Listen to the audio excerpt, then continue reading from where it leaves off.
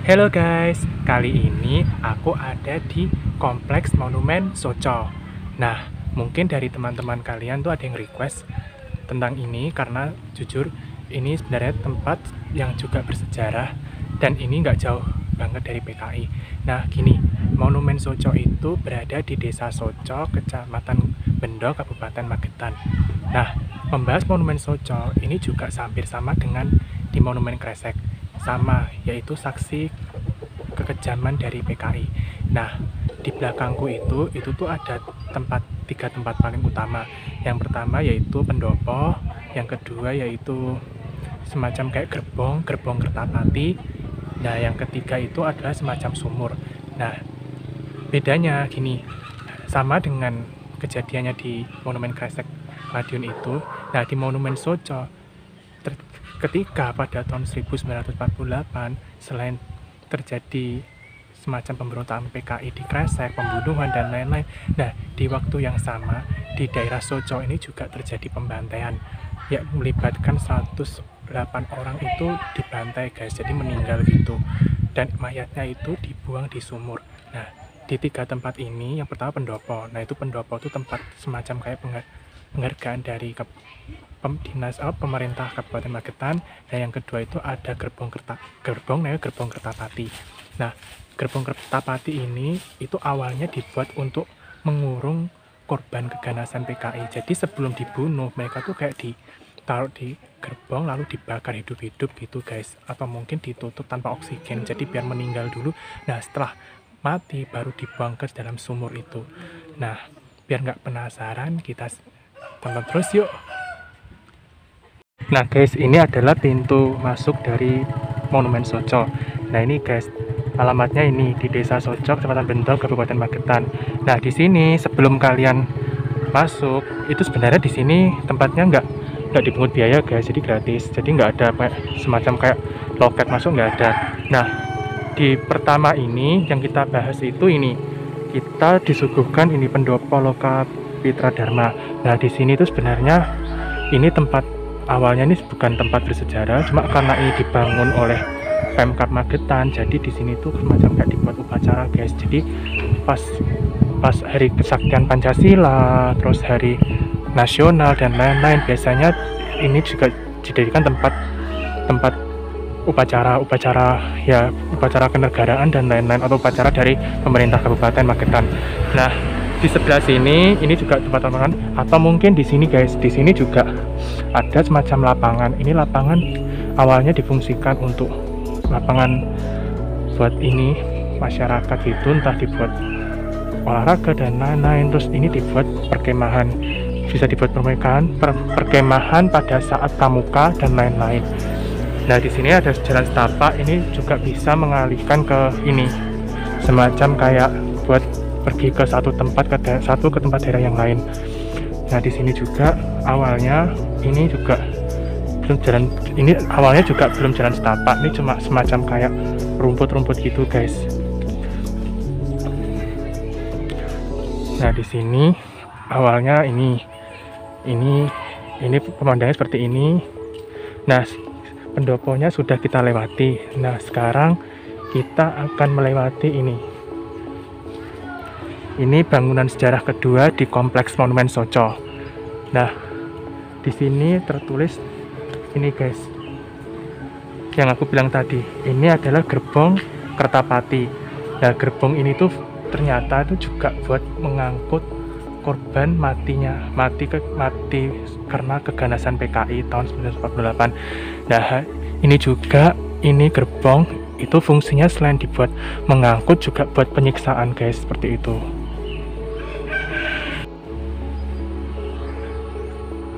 Nah untuk lebih jelasnya kita lihat dari dalam guys.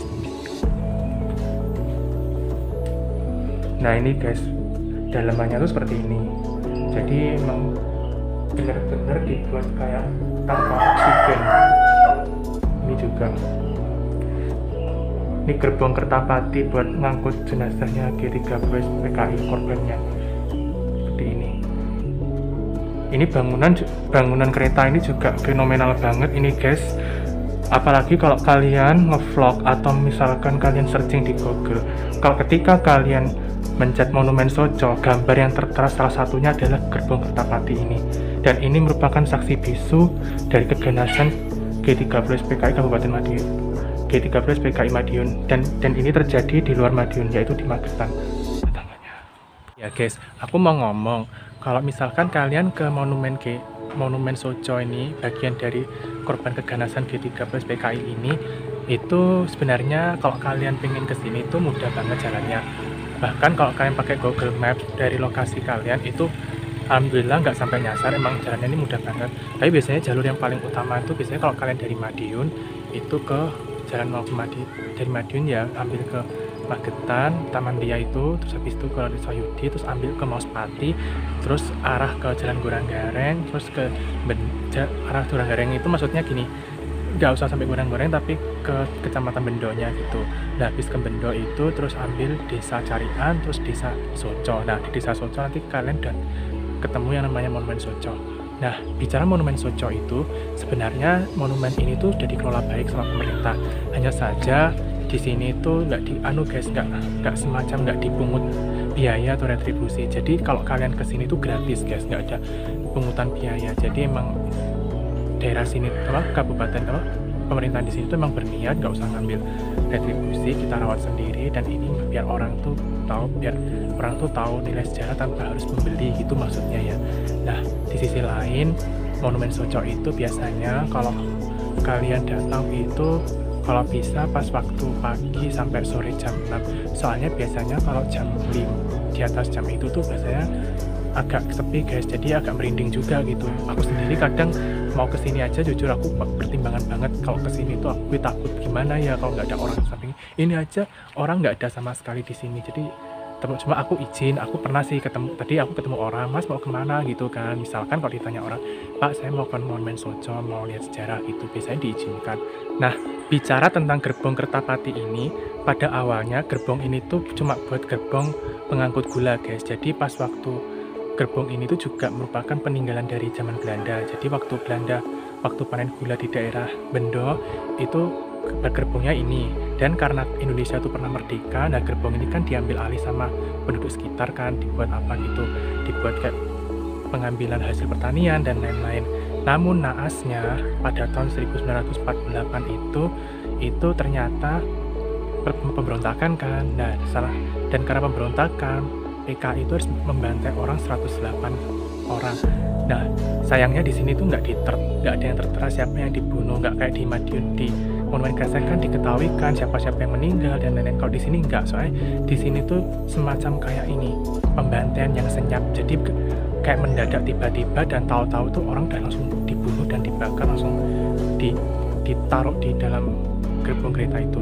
Jadi sejarahnya sebenarnya kalau ditanya Gerbong Kertapati itu apa sih gitu, itu awalnya memang peninggalan Belanda gitu, cuma karena dialih fungsikan jadi buat pertanian gitu. Tapi pas waktu 1948 itu tahun dimana karena PKI kan bingung ini mayat mau dibawa kemana kan. Nah akhirnya gerbong ini yang tadinya dibuat pertanian diambil alih dari itu, terus akhirnya dibuat semacam kayak pembantaian di dalam, dan dia tuh kayak dikurung hidup-hidup di sini. Nah setelah dikurung entah dibakar entah diapa sampai nggak ada oksigen di dalam, akhirnya kan nggak kehabisan nafas kan, dan sampai nggak diberi makan dan lain, akhirnya meninggal di dalam sini.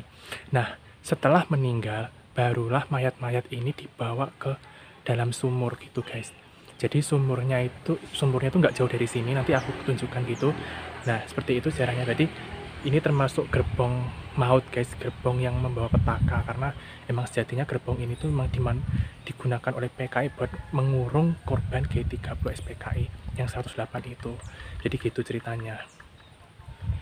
Nah selanjutnya setelah kita melihat Gerbong Kertapati ini, kita menuju ke kompleks yang terakhir, yaitu kompleks ini.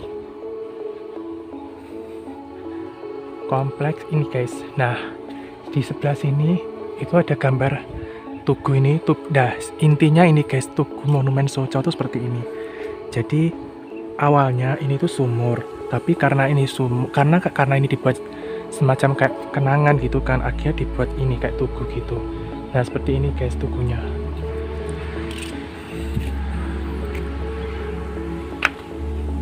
Nah di sini juga tertera.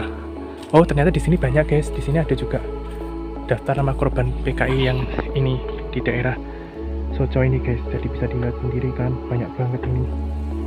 Dan salah satunya juga bagian dari forum pemerintahan juga banyak yang jadi korban di sini. Ini juga. Ini. Nah, jadi ini bangunan ini tuh sebenarnya ini dulu sumur guys. Ini tuh sumur. Nah, karena ini sumur kan akhirnya dibangun semacam kayak tugu di sini.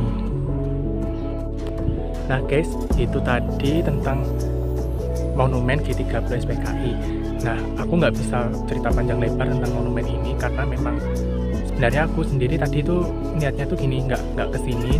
Cuma karena aku habis dari Magetan, ya akhirnya kan lewat jalur ini kan. Dan aku punya inisiatif, ini harus ke tempat bersejarah monumen G13 PKI, yaitu Monumen Soco. Nah, Monumen Soco ini juga hampir berpapasan dengan perbatasan Kabupaten Madiun. Nah, di sini tuh biasanya tempat ini tuh mulai rame kalau pas waktu 17 Agustus, terutama waktu upacara negara, upacara kemerdekaan. Bahkan ini guys, di belakang gue ini dulu tuh nggak ada apa-apa guys. Jadi dulu tuh ya kayak tempat biasa nih. Nah, belakang gue itu tuh ini semacam kayak rumput. Jadi awalnya yang ini tempat buat tempat rumput olahraga, sepak bola dan lain-lain, ini biasanya dibuat untuk perkemahan gitu. Terus satu lagi biasanya kalau tempat yang belakang satu itu ini sebenarnya bukan tempat bersejarah, ini cuma semacam kayak apa ya?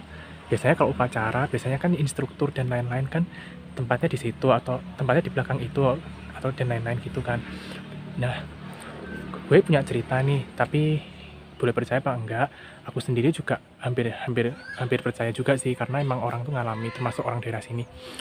Jadi gini guys, tempat Monumen Soco ini ternyata itu juga pernah mengalami semacam kayak kejanggalan. Ya tahu sendiri lah, biasanya tempat pembantaian kan biasanya kan gentayangan gitu arwahnya kan. Terus pernah sih kejadian gitu, ada cerita di website atau mungkin googling sendiri aja dah, mungkin biar kalian percaya atau bagaimana. Jadi pernah sih kejadian bertenda berkemah di sini tuh tahu-tahu lampunya mati sendiri. Nah, padahal udah dibenerin tuh mati sendiri, tahu-tahu ada suara jeritan gitu. Jadi cerita ini tuh nggak bisa lepas dari hal mistis gitu guys. Jadi ya saran aku sebenarnya sih nggak apa-apa sih kalau kalian kesini, hitung-hitung kan buat nambah wawasan sejarah kalian gitu. Yang penting kalian datang dengan hati yang bersih gitu aja gitu. Oke guys, itu tadi tentang ulasan sejarah monumen Soco. Semoga apa yang aku utarakan ini bermanfaat. Dan jangan lupa kalau kalian punya saran untuk konten aku atau cara ngomong aku atau materi apapun itu bisa komen di sini. Nah, semoga bermanfaat, semoga kita bisa menjadi bangsa yang besar. Bangsa yang besar adalah bangsa yang mencintai negaranya sendiri, bangsa yang tahu siapa diri kita sendiri. Kita bersatu, kita semangat, dan kita songsong nasionalisme kita. Dan ingatlah sejarah kelam kita agar kita menjadi bangsa yang maju. Dan sampai jumpa di video aku selanjutnya.